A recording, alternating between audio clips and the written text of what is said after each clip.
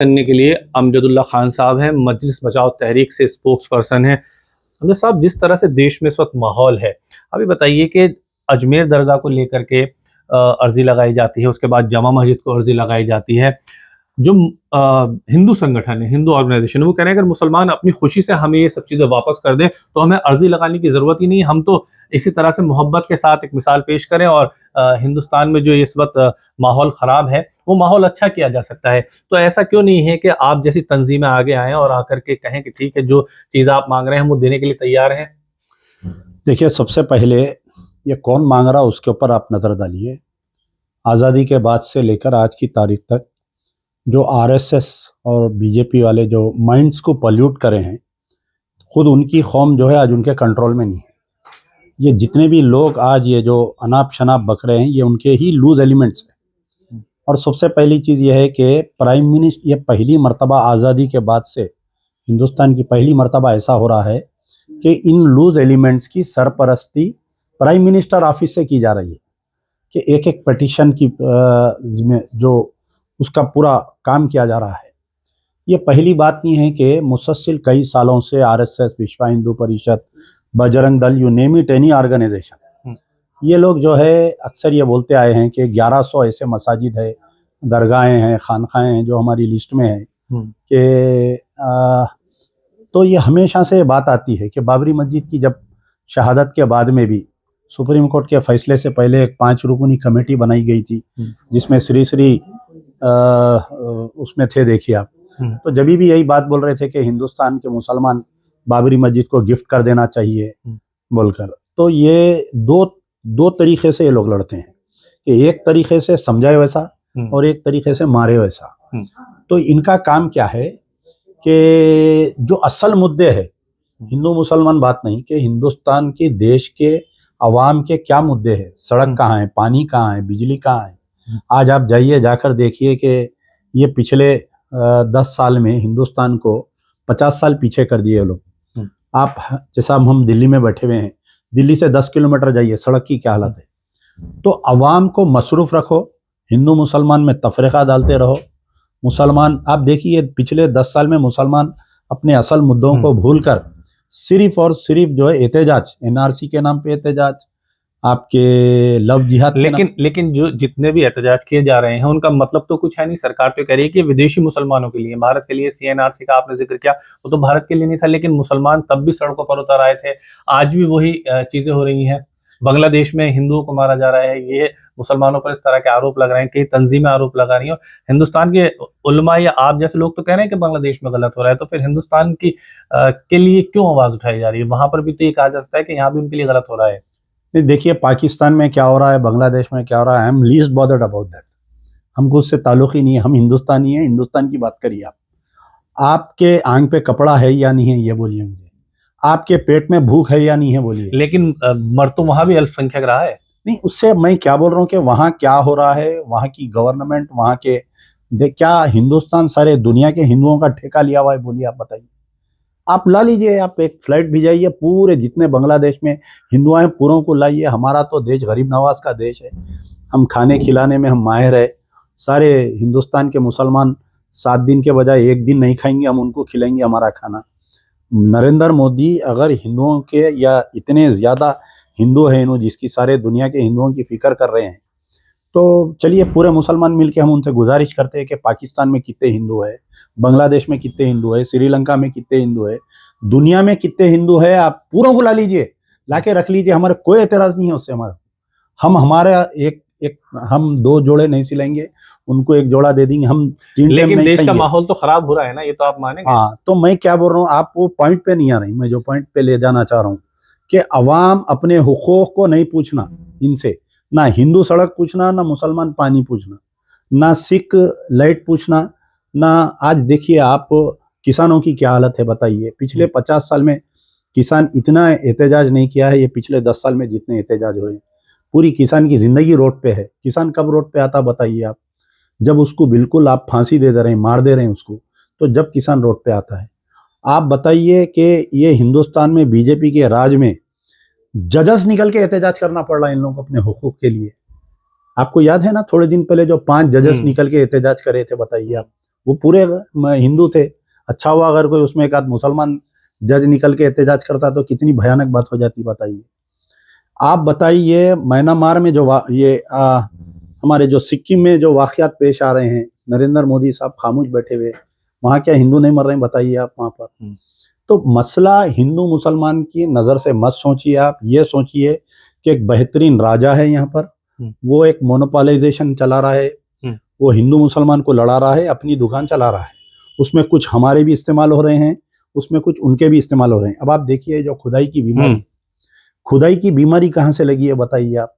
अगर फर्ज करिए ये जो ऑल इंडिया बाबरी मस्जिद एक्शन कमेटी थी, या जो all India Muslim personal law board की जो कमेटी थी जो बाबरी मस्जिद का केस देख रही थी, उसमें जो है एक वक्त ऐसा आया था कि सुप्रीम कोर्ट में एक जज साहब ये बोले थे कि हम खुदा के देखेंगे बोल के राय लिया उन्होंने सबकी। तो उस राय में सबसे पहले all India Muslim personal law board जाके पिटीशन करता है कि आप खुदा के देखिए, हमारे कोई एतराज नहीं। जबकि उसी बाजुक में दुनिया के 300 साइंटिस्ट, जिसमें से 95% नॉन मुस्लिम साइंटिस्ट ये बोले कि कोई भी मिल्कियत का दावा जो है खुदा के देखने से उसके मालूमात नहीं होते। तो जब हमारा all India Muslim personal law board मान लिया, जब हमारा ऑल इंडिया बाबरी मस्जिद मान लिया, हम उसी वक्त ही बयान दिए। उस वक्त के आप मेरे स्टेटमेंट्स निकाल कर देखिए कि खुदाई की हम मुखालिफत किए। उस वक्त पे अली मियां नदवी जब सदर थे, हम खुद पर्सनली उनको लेटर लिखे जाके मिले कि मौलाना ये बहुत गलत चीज हो रही, देखिए इसके बाद में ये होगा कि आपके घर को खोद के बोलेंगे मंदिर है, हर चौरस्ते को खोद के बोलेंगे मंदिर है, आप उसको फेंसिंग कर देंगे, उसके बाद में खुदाई होंगी, कोई मीडिया को आप अंदर जाने नहीं देंगे, एक कहीं से लाके मूर्ति डाल देंगे, फिर बोलेंगे कि। लेकिन संभल में जो घटना हुई है वहां पर पाकिस्तानी कारतूस मिले हैं। देखिए हिंदुस्तान के वास्ते किसी को जो भी गवर्नमेंट इन पावर है, आप बताइए मुझे, बीजेपी पावर में आने से पहले जैश ए मोहम्मद हुआ करता था, आज कहाँ है जैश ए मोहम्मद? लश्कर ए तैयबा कहाँ है बताइए? सीरियल ब्लास्ट कहाँ है बताइए आप इंडियन मुजाहिदीन कहाँ है बताइए आप? ISI कहाँ है बताइए? बीजेपी कह रही है हमने सबको बंद कर दिया है। नहीं, आप ये देखिए, बीजेपी जब नोटबंदी की थी ये बोली थी कि आज के बाद में कोई एक्सट्रीमिज्म होगा नहीं, तो इसका मतलब क्या पाकिस्तान से अंदर कोई घुसपैठियां आए नहीं उसके बाद से, बताइए आप बताइए कि नोटबंदी के जब वक्त यही कहा गया। देखिए बीजेपी RSS जो भी काम करती उन्होंने ये बताते कि अगर उन्होंने करप्शन भी कर रहे हैं तो हम देशभक्ति के लिए कर रहे हैं करप्शन, अगर वो लोग किसी का हक मार कर खा रहे हैं तो हम देशभक्ति के लिए कर रहे हैं। तो आप जो है बीजेपी की लाइन ऑफ एक्शन मत देखिए, उसका असर अवाम पे क्या पड़ रहा उसको देखिए आप, उसका जो गरीब के ऊपर क्या अवाम पर असर पड़ रहा देखिए। जो गैस सिलेंडर 40-50 यानी 60-70 रुपए में, जो गैस सिलेंडर 470 रुपए में हमको मिलता था, आज वो 1000 रुपए। लेकिन मसला ये है कि इसका हल होगा कैसे आखिर? नहीं, हल तो सिर्फ ये की है कि आज सबसे बड़ा बदबख्त, देखिए आज से कुछ दिन पहले हिंदू पेपर में एक आर्टिकल आया था, the criminal silence of the opposition. आप उस आर्टिकल को निकाल कर पढ़िए, what I am saying, the criminal silence of the opposition. आज अपोजिशन में कौन है? राहुल गांधी है। राहुल गांधी साहब जो है इतना बड़ा, कुछ दिन पहले एक दिन आया था कि मोहम्मद अली जौहर साहब का जो यौम पैदाइश मनाया जाता है, माइनॉरिटी डे मनाया जाता है, उस दिन आप ट्वीट नहीं करते, उस दिन आप जो है मुसलमानों के ताल्लुक से बात नहीं करते। पार्लियामेंट इलेक्शन के बाद से लेके हरियाणा इलेक्शन तक कभी राहुल गांधी या अखिलेश यादव कोई मुस्लिम इश्यू पे बोले क्या? बताइए आप। मेरा ताल्लुक तेलंगाना से है जहां पर कांग्रेस की सरकार है, एक साल में 23 कम्युनल इंसिडेंट्स हुए हमारे पास। आज वहां पर हैरत की बात यह है कि मुस्लिम मिनिस्टर नहीं है हमारे कने, आज 1 साल हो गया। कांग्रेस का जो अक़लियती डिपार्टमेंट होता है उसका चेयरमैन आज 1.5 साल से चेयरमैन नहीं है, बताइए आप। तो जो क्रिमिनल साइलेंस ऑफ अपोजिशन है, ये सबसे बड़े जिम्मेदार है। ये जो है बीजेपी की हिंदुत्व लाइन अपना रहे हैं ये लोग, ये बता रहे हैं कि तुमसे बड़े हिंदू हमें बोल के बता रहे हैं ये लोग। आप जब तक मुसलमानों को जो माइनॉरिटीज को साथ लेके नहीं चलेंगे तो आप पावर में नहीं आएंगे। आप पावर में नहीं आएंगे तो चेंजेस होंगे नहीं, ऐसा ही राज चलते रहेंगे, ऐसा ही लूटमार होते रहेंगी, ऐसा ही अक़लियतों, आज मुसलमानों को मार। आपका मानना है कि अपोजिशन मुसलमानों की आवाज नहीं उठाता, इसलिए देश के मुसलमानों के हालात आज ऐसे हैं? बिल्कुल सही बोल रहा हूं मैं कि देखिए अपोजिशन, लेकिन सवाल तो सरकार से करना चाहिए, अपोजिशन से नहीं ना। मैं आपको बोल रहा हूं कि जहां पर अपोजिशन स्ट्रांग होता है वहां पर जो है सरकारें सही चलती हैं। जब कांग्रेस पावर में थी तो बीजेपी जो है इनके करप्शंस को बाहर ला रही थी। फर्स्ट टाइम नरेंद्र मोदी जो इलेक्शन जीते वो कांग्रेस के करप्शन की वजह से जीते उन्होंने। सेकंड टाइम जो नरेंद्र मोदी इलेक्शन जीते वो हिंदुत्व की तरफ से जो 5 साल उन्होंने जो ऑरेंज कार्ड खेले उन्होंने उसमें जीते उन्होंने। सेकंड टाइम जो जीते उन्होंने ये मैं एनआरसी ला के मुसलमानों को, यानी उन्होंने ये बता रहे हैं कि मुसलमान सबसे बड़ा खतरा है देश के लिए, मुसलमान हिंदुइज्म के लिए खतरा है। आप बताइए, स्कूल में मेरे खुद एक 2-4 रिलेटिव्स के साथ ऐसा हुआ कि स्कूल में जो है एक गैर मुस्लिम अगर टीचर है तो एक मुस्लिम बच्चे को उसके साथ बहुत गलत ट्रीट किया जा रहा है। तो यानी इतना ज्यादा हिंदुइज्म को आप, हिंदुइज्म क्या है बताइए? Way of life. Hinduism is a way of life. आप उसको जो है दूसरे के ऊपर इंप्लीमेंट कर रहे हैं। तो अब आप देखिए पूरे हिंदुस्तान के मुसलमान वन साइडेड वोट दिए, कांग्रेस को दिए, समाजवादी पार्टी को दिए, सबको दिए। उम्मीद क्या थी बताइए आप जब किसी को अपने लीडर को वोट देते हैं, कारपोरेटर को, एमएलए को, एमपी को, तो उससे कुछ उम्मीद रहती। कारपोरेटर से ये उम्मीद रहती कि उन्हें आपकी गली में सड़क सही डाले, एमएलए से उम्मीद रहती कि आपके ऊपर कल के दिन कोई जुल्म हुआ तो जाके वो असेंबली में आवाज उठाए, एमपी से उम्मीद है। आप जिसको वोट डाल रहे हैं उन्हें 5 साल तक आपके मसाइल तो छोड़ दीजिए, आपको साथ गाड़ी में बिठाने के लिए राजी नहीं हो।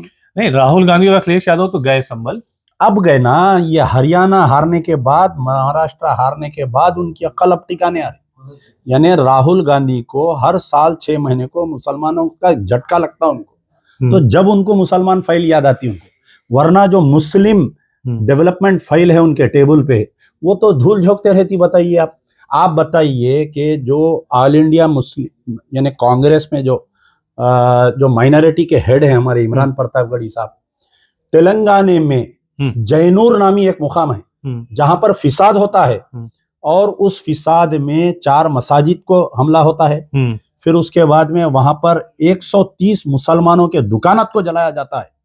फिर उसके बाद में जो है 90 व्हीकल्स को जमाया जाता है। तकरीबन कम से कम 200 करोड़ रुपए का नुकसान किया जाता है तेलंगाना में। कांग्रेस की चीफ मिनिस्टर है वहां पर, आज की तारीख तक मुसलमान दुकान नहीं खोल सक रहे। 60 दिन हो गए आज वहां पर जैनूर का फिसाद होके। बताइए आप, जो आसिफाबाद डिस्ट्रिक्ट में है, कोई नेशनल टीवी इसको कैरी करने के लिए तैयार नहीं है। ये उन्वान पे ऑल इंडिया माइनॉरिटी के आप चेयरमैन हैं, आप राज्यसभा एमपी है, आप दौरा करें क्या बताइए तेलंगाना का? राहुल गांधी वहीं जाते हैं जहां पर दलितों के साथ कुछ होता है, प्रियंका गांधी वहीं जाते हैं जहां पर किसी दूसरों के साथ होता है। लेकिन बताइए, राहुल गांधी अपने चीफ मिनिस्टर को बुला के डांट पड़ताल करना चाहिए था ना, इतना बड़ा नुकसान हुआ। तो हम ये बोल रहे हैं कि जब आपका ऑपोजिशन स्ट्रांग होगा तो ये जुल्म सितम बंद होगा। यकीनन कि आप जो रूलिंग में उनसे तो सवाल करेंगे, लेकिन पॉलिसीज को इंप्लीमेंट करवाना the role of the opposition है। चलिए, बहुत शुक्रिया समय देने के लिए। यानी कि मानना यह है कि अगर अपोजिशन मजबूत हो तो देश के जो माइनॉरिटीज हैं उनके मसलों का या उनके मसाइल का हल आसानी से निकाला जा सकता है। वीडियो जर्नलिस्ट साजिद के साथ ताबिश कमाल, दिल्ली।